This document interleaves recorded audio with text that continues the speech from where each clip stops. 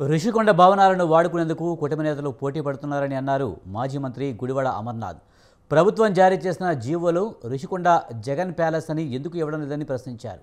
రుషికొండలో Pawan drama చేశారని, ప్రజా సమస్యలు పట్టించుకోకుండా డైవర్షన్ పాలిటిక్స్ చేస్తున్నారని ఆరోపించారు. అమరావతిలో చంద్రబాబు రాజభవనం కడితే ఇల్లు, జగన్ కడితే మాత్రం ప్యాలెస్నా అంటూ ప్రశ్నించారు. రుషికొండ భవనాలపై తప్పుడు ప్రచారం చేశారని అమర్నాథ్ అన్నారు. వివిధ ప్రాంతాల్లో ఉన్నటువంటి ప్రజలకు సంబంధించినటువంటి ఏ అంశం వచ్చినా సరే దాన్ని డైవర్ట్ చేయడానికి కావాల్సినటువంటి అంశాలన్నింటినీ కూడా తీసుకొని రావడం, ప్రజల్ని డైవర్ట్ చేయడానికి జగన్మోహన్ రెడ్డి గారిని బూచిలా చూపించేటువంటి ప్రయత్నం చేయడం అనేటువంటి సర్వసాధారణంగా గడిచినటువంటి 15 మాసాలుగా మనం చూస్తా ఉన్నాం. వీరు కూడా ఏమైపోయిందంటే గడిచినటువంటి 15 మాసాలుగా విశాఖపట్నం వస్తే ఆ రోజు మా ప్రభుత్వంలో రిషికొండ దగ్గర నిర్మించినటువంటి రిసార్ట్ ఏదైతే ఉందో అది ఒక ల్యాండ్ మార్క్ లాగా అయిపోయింది.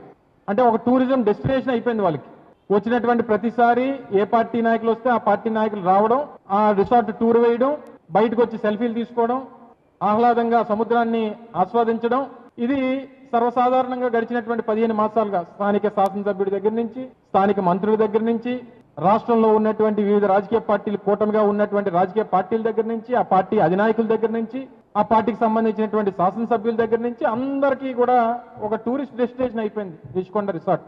రాష్ట్ర వివిధ ప్రాంతాల్లో ఉన్నటువంటి ప్రజలకు సంబంధించినటువంటి ఏ అంశం వచ్చినా సరే దాన్ని డైవర్ట్ చేయడానికి కావాల్సినటువంటి అంశాలన్నింటినీ కూడా తీసుకొని రావడం, ప్రజల్ని డైవర్ట్ చేయడానికి జగన్మోహన్ రెడ్డి గారిని బూచిలా చూపించేటువంటి ప్రయత్నం చేయడం అనేటువంటి సర్వసాధారణంగా గడిచినటువంటి 15 మాసాలుగా మనం చూస్తా ఉన్నాం.